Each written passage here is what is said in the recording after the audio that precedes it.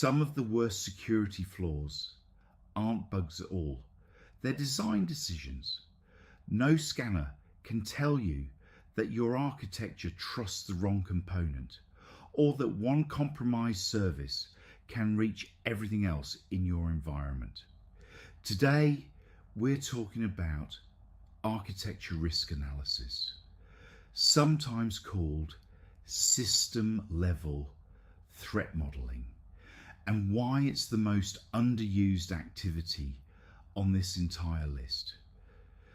Let's start with what architecture risk analysis actually is. It's a structured review of how a system is designed, its components, its data flows, the trust boundaries between them, and the points where authentication and authorization happen, with the goal of finding design level weaknesses. This is fundamentally different from code scanning. Architecture risk analysis happens on diagrams and in conversations, not in source code. The key outputs are typically a data flow diagram with trust boundaries clearly marked, a list of threats associated with each boundary crossing, and a set of design recommendations. A useful framework for thinking through these threats is often called STRIDE. Let's walk through each category in plain language with an example for each. Spoofing.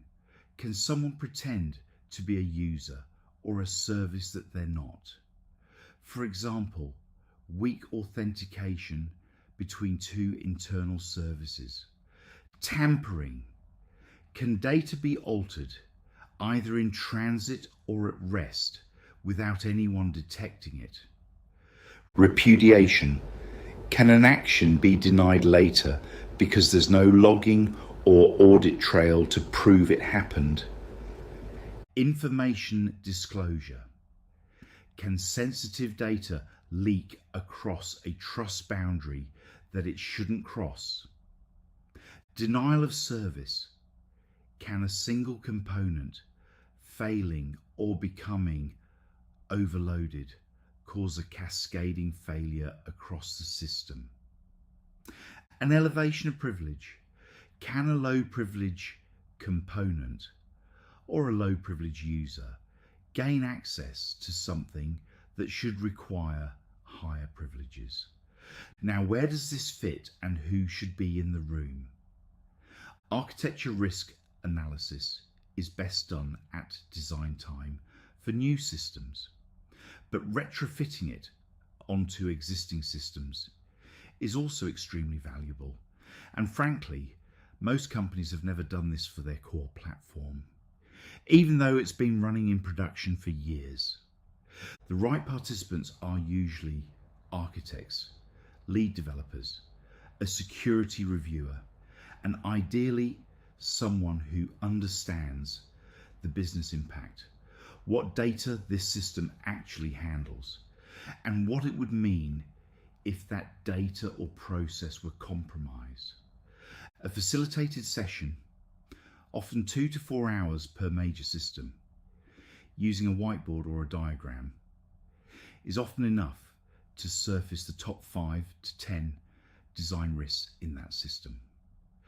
A common pattern that comes out of these sessions is discovering that internal services, ones everyone assumed were trusted, are actually reachable from less trusted parts of the network than anyone realized. Now let's talk about how this connects to everything else in your security program.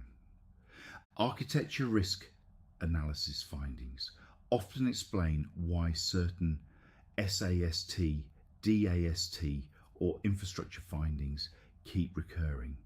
If you fix the symptom without fixing the underlying design issue, the same problem tends to come back in a different form somewhere else. These findings feed directly into the risk register as architectural risk items. They're often higher severity and more expensive to fix than code level findings, which is exactly why catching them early, or at least documenting them with a clear remediation roadmap, matters so much for board level reporting. For AI systems and blockchain systems specifically, which we cover in later episodes, architecture risk analysis becomes even more important because the trust boundaries involved are newer and less well understood across the industry as a whole. To wrap up, most companies have never had a structured conversation about how their system is designed to fail safely. RiskRecap facilitates architecture risk analysis sessions for your key systems, documents the findings in board-ready language, and tracks remediation of these design-level risks alongside your more tactical scan findings.